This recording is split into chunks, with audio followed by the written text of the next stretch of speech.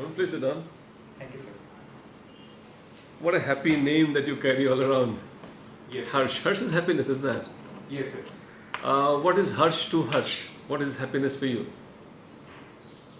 Uh, so for me, happiness would be something that that spreads. Happiness cannot be felt in isolation, and Something like COVID you're talking about, which spreads. but in a much more positive connotation. All right, positive. Be a little more detail about it. I want to learn happiness from you. Not your happiness, but happiness in general. So first thing I feel is happiness is something that spreads and has to be felt in a group. Somebody cannot be happy in isolation. Second I feel is happiness has to be related to independence. People who are dependent on other people, they have to take decisions on the basis of other people, which limits up the extent of their happiness. So happiness has to be related with independence as well. And happiness has to be about making your own life choices. And the life choices, the decisions that we make about our life, the more they are centric to us, even though they could be related to other people as well, they would make somebody more happy. Can we measure happiness? So there are, happiness is a very subjective thing. Even though there are indices that say that they are able to measure this subjective feeling, but I feel that it is not, it can't be captured by a single number. It's difficult to. Do we have animals also having happiness? Sorry, sir? Animals also are having happiness. Sir, I feel animals cannot feel happiness. They can feel emotions, but I feel that happiness so human brain has three functions: emotion, cognition, and volition. And only when these three come together can somebody feel happiness. For Only animals, then. sir, Emotion, cognition. cognition. Cognition is thinking ability, Hmm. and volition is will. The will to do something, to achieve something. For animals, It can be somebody's idea. I'm having those strong views that you're talking about. Happiness cannot be felt in isolation.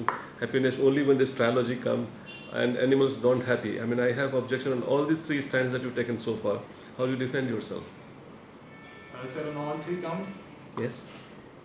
Sir, I think, as I said, happiness is subjective, so it will depend upon the person All who right. feels happiness. You given.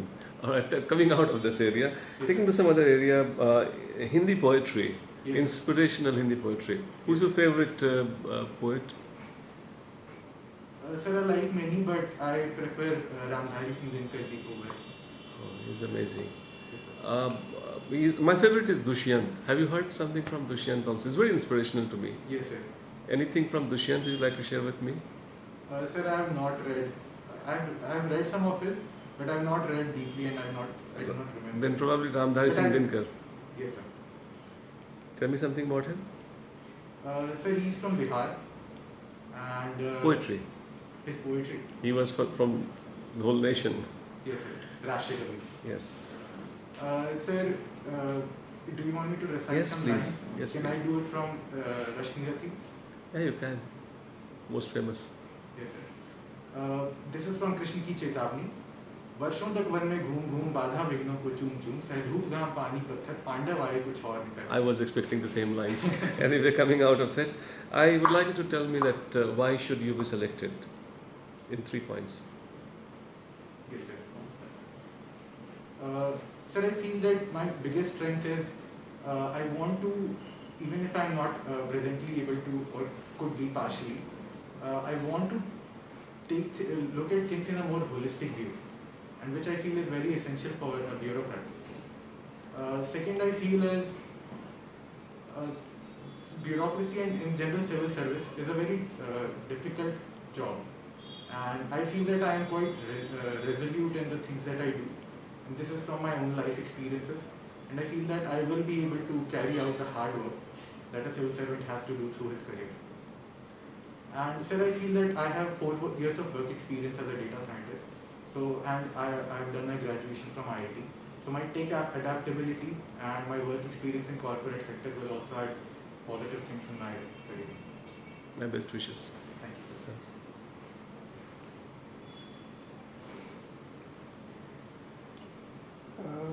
Harsh, you done electrical and electronics engineering. Yes, sir. Which one of the two, electrical or electronics, did you like more? Sir, it's electronics and electrical communication. So even though it is electrical, I but see. the emphasis is on communication. So Okay. electronics and communication. So did you like electronics communications better than electrical communication? Sir, I like electronics more. All right. What is National Electronics Policy? So national electronics policy is to develop India into a hub for electronics manufacturing.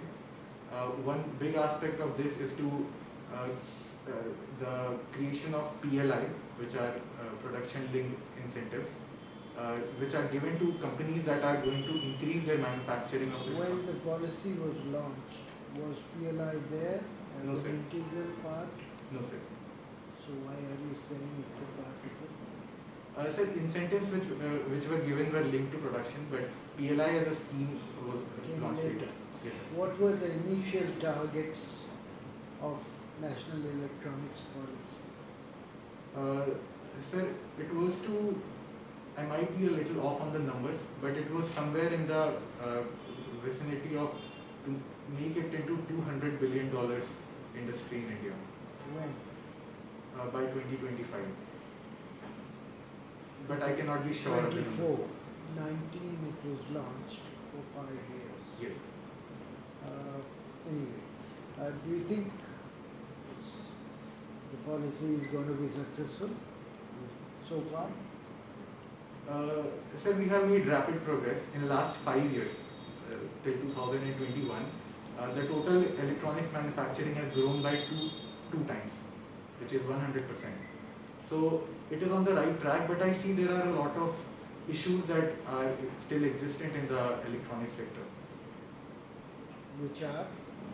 So the biggest one I see is that we do not have any silicon chip fabrication technology in India.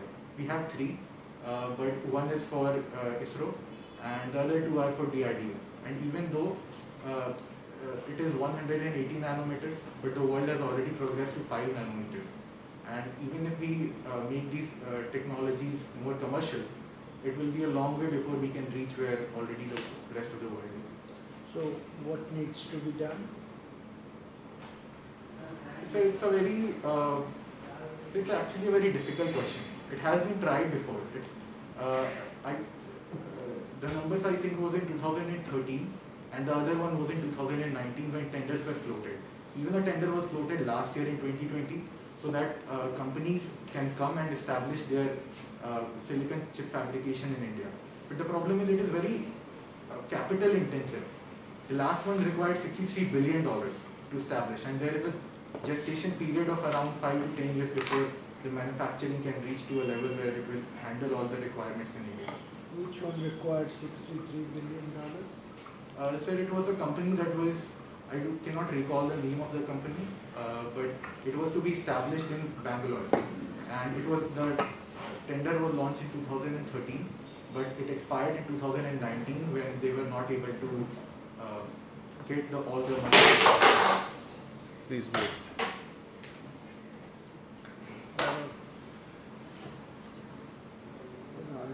I've not heard of this, but anyway, Yes, sir. normally it takes about $8 billion. So maybe Which country is the biggest producer of chips right now? so China and Taiwan. It's Taiwan. Yes, sir. More than China. 8 fabrication units. So in fact, in India, the ones that are imported are mostly from Taiwan. The lava and micromass, the last semiconductor issues that we had last year, they were imported from Taiwan. Right. Microtech. You've given foreign service as your first preference. Yes, sir. Why is that? Sir, I feel that my attitude and aptitude is suited well to foreign services. And I find geopolitics to be a very interesting subject, how it is dynamic and how rapidly it changes. And I feel that in the terms of depth and width of engagement that a diplomat acquires through his career, it is very wide. this is not to compare different services, but my personal preference for this in terms of depth and width engagement. Which part of diplomacy would you like to specialize? So from the Ministry of External Affairs organogram, I see that there are 4 verticals, and I feel that the most important for India, and which could probably be the most interesting, will be economic relations. Right. Now, what can you tell me about India and the WTO? Yes, sir. So, the Doha engagement process, the DDA package, the Doha development package, which has been in making since 2012, is in a limbo because of the failure of negotiations between developing and developed countries. The main issue is to how to eliminate those custom and tariff barriers to an extent which will be acceptable to both. The second problem is of agriculture. The de minimis package which is available to developing countries is much higher in absolute numbers, whereas in terms of percentage it is higher for the developing countries. The third problem is the blockage that WTO has received as a multilateral platform from US, which has effectively blocked its appellate body. So there are constant issues. One more problem I see with WTO, which India faces often, is it is a unanimous platform, and there is often a lack on the differences in opinion for different countries, and that's why the discussions fail to reach a certain level. Okay. You have mentioned India and WTO in a different juxtaposition than I had intended. But what is India's rank as major exporter of goods and services in WTO? So India's rank. WTO every year publishes its annual report, and it gives out the ranks of various countries as exporting hubs or services hubs. You have some idea where do we rank? No, sir, I have no idea. Although I can give a number which I think is quite related. It is the trade openness ratio, if that could be No, relevant. that's not what I'm talking about. I I'm don't talking know. about our weightage. You mentioned that unanimity, etc. Linked to that is how much do we export and how much do we trade in the world. So those things are a bit interrelated. But anyway, thank you. Thank you, sir. Thank you, sir. Over to you. Hello. Hello, sir. Question about India's foreign exchange reserve. Yes, sir. Last one is just ballooned from some 450 odd to 600 plus now. Yes, sir. What is the reason for this? So the biggest reason is the huge FDI inflows that have come to India, and to ensure that there is not a resultant inflation in the economy, the RBI is sucking out the excess liquidity from the system. So this is one reason why it has gone 600 billion plus.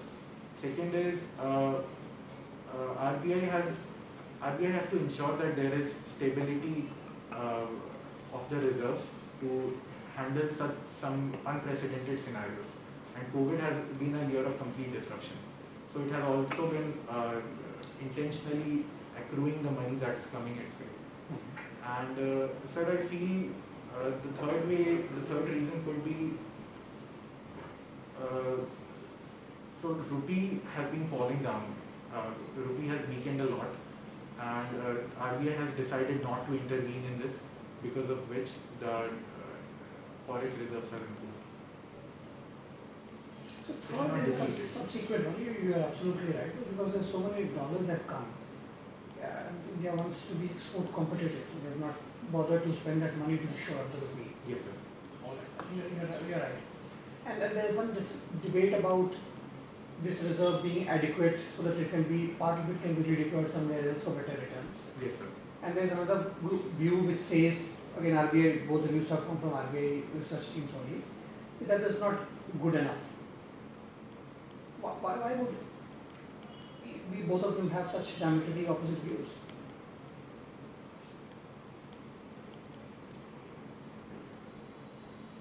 So, having high reserves is a good thing as well as a bad thing, as you said. The opportunity cost of having huge reserves, it could have been used in other places where the returns could be much better.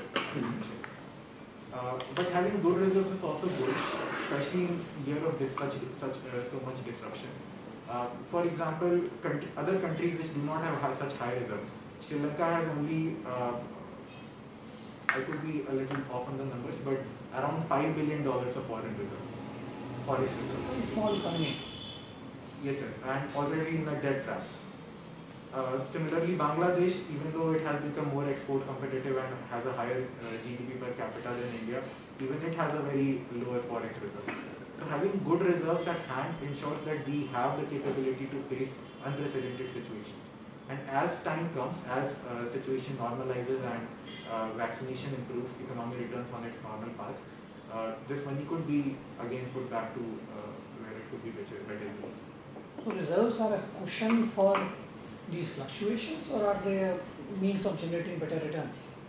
So I feel the primary purpose for this is to ensure that there is enough cushion against any severe shockage to economy.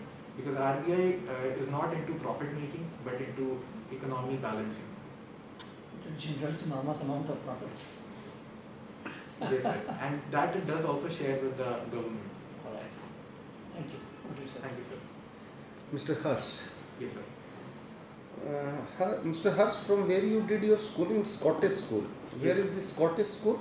Sir, it is in my hometown, Katihar. Okay. In Bihar, there is robust education system for school education.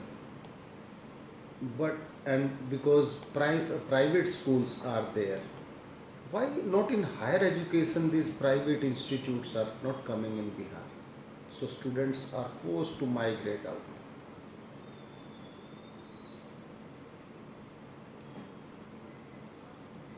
So there could be two factors for this. I mean, I see this in a cyclical relation. Because because most of the students migrate outside, so private institutions are not willing to establish in Bihar. And the other way in which he mentioned.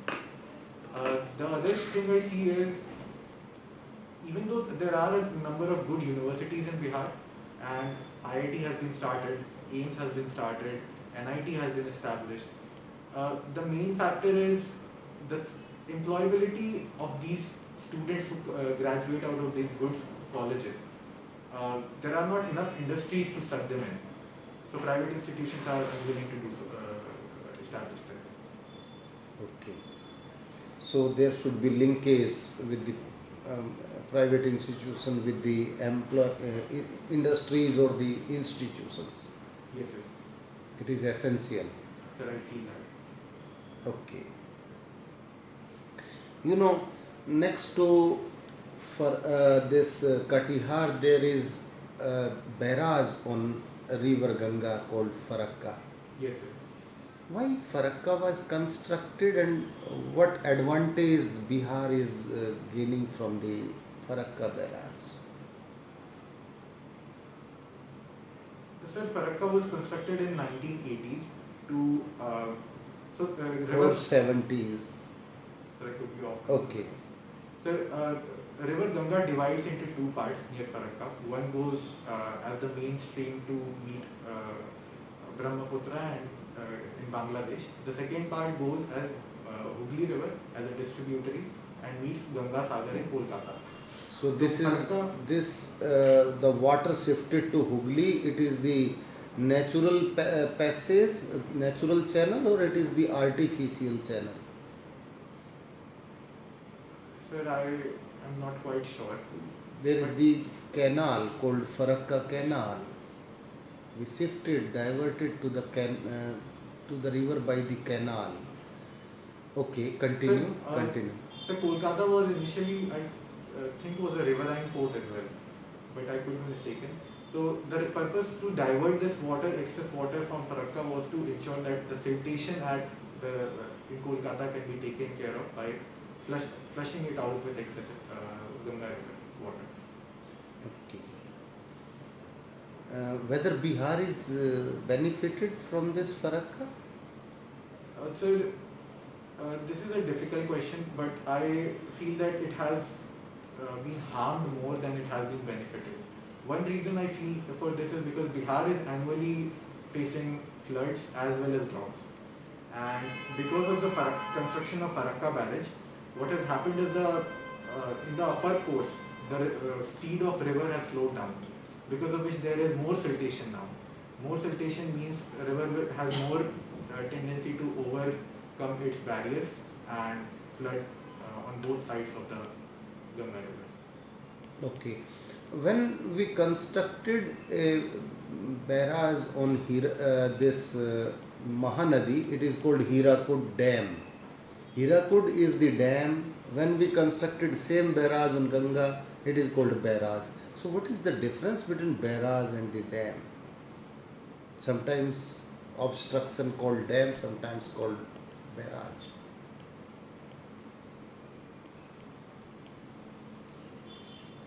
So to be honest, I don't know. Now, let's move Yes, ahead. sir. You know, Bihar is the state where large number of youth out migrated Yes, sir. in search of employment because there are no industries could not flourish over there. When the youth out migrated, they left their families and the senior citizen parents behind. What kind of challenges the senior citizen people faces in Bihar when their children are out?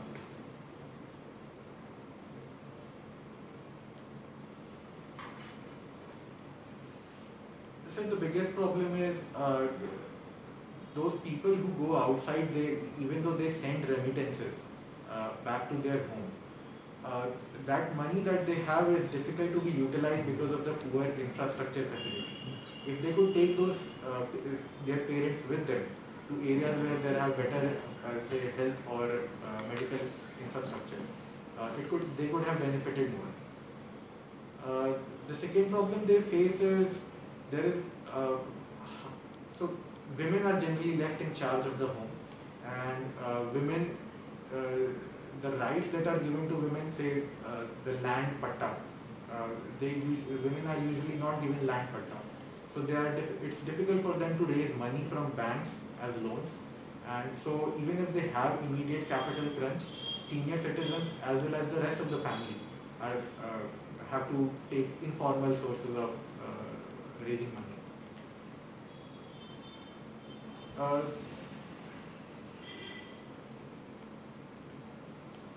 So there is always the factor of loneliness, because as young people migrate out, old age people have difficulty in entertainment and the youth energy that is essentially required. Health issues, financial issues, work pressure. Emotional issues. Okay, responsibility get increased. Yes, sir. Okay, their mobility get restricted. Okay. You are from Katihar. You know, Katihar, this city has or the district has certain uniquities. Like along the Ganga, even in other rivers like Samastipur or Begusarai or even in Bhagalpur, there are so many jute industries. Yes, sir. All the jute industries of all the cities are closed. But the jute industry in Katihar, they are flourishing like anything. What is the supporting factors? Why the jute industry in Katihar are doing well? Sir, I wouldn't say that they are doing quite well.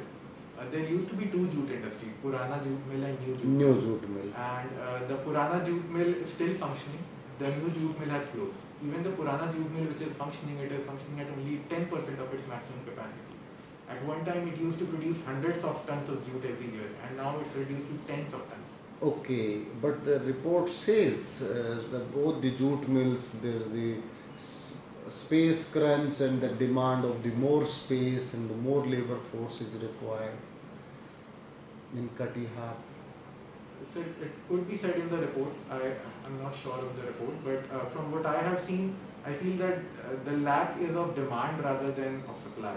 Okay, And from the major reason for jute industry to flourish in this area was because jute at one point of time before most of it shifted to Bangladesh, uh, Katihar is located on a very strategic railway position. It is well connected to West Bengal, well connected to northeast area and to the UP and Delhi Wala area. So this location advantage was very beneficial as well as it is the railway subdivision in the area of the northeastern frontal railway. okay. So transportational advantages are there. Okay, you have studied sociology. Yes, sir. This is the year of census enumeration. Yes, sir. What is your opinion about the caste-based census enumeration? SECC. Yes.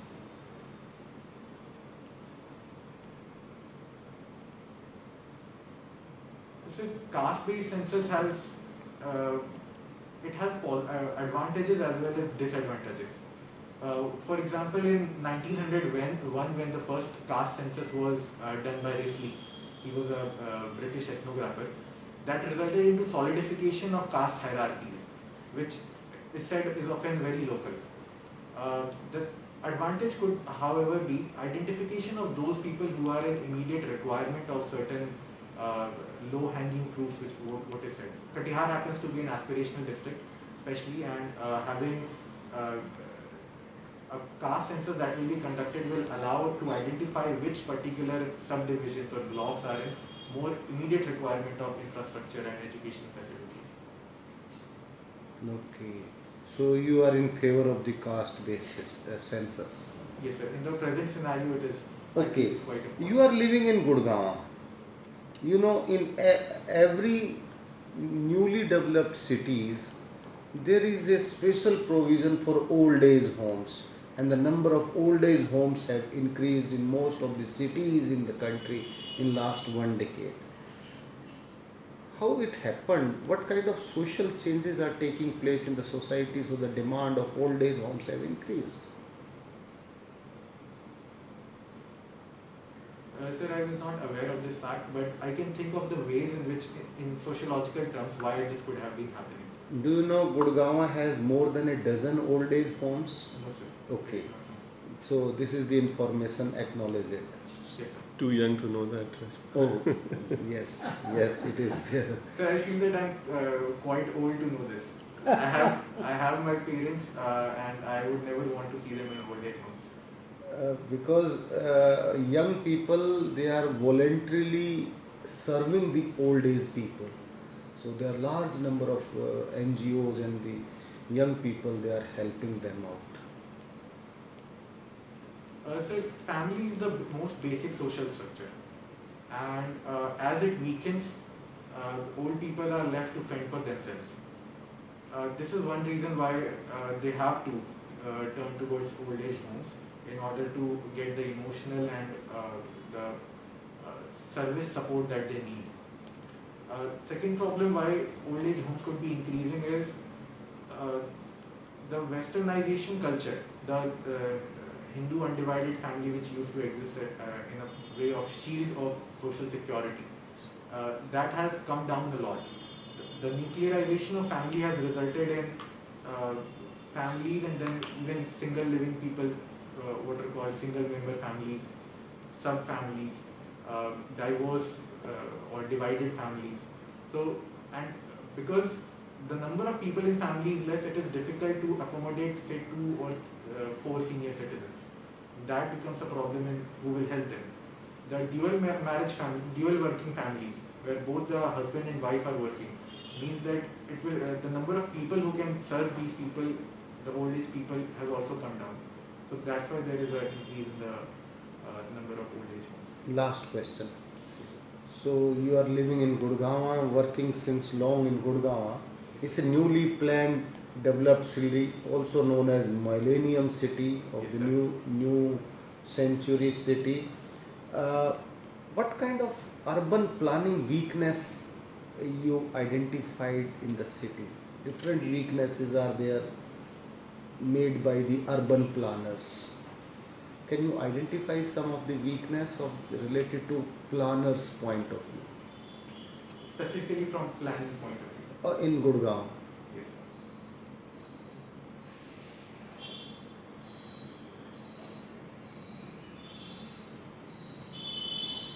So the biggest problem is there is a duality in urban-rural culture. I'm not asking about the problem.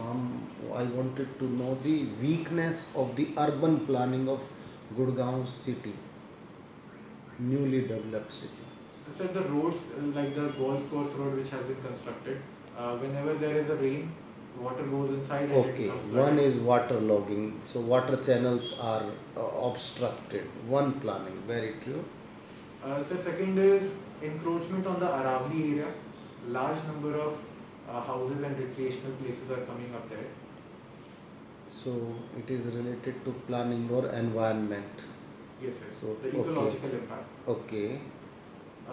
Sir, and third, there is a lack of green urban space because there is excessive concretization. The entire DLF area, Cyber City area, there are very few green areas. Even if they are on the outer skirts, especially closer to where I live. Okay. Good. Thank you. Thank you, sir. Thank you, Mr. Harsh.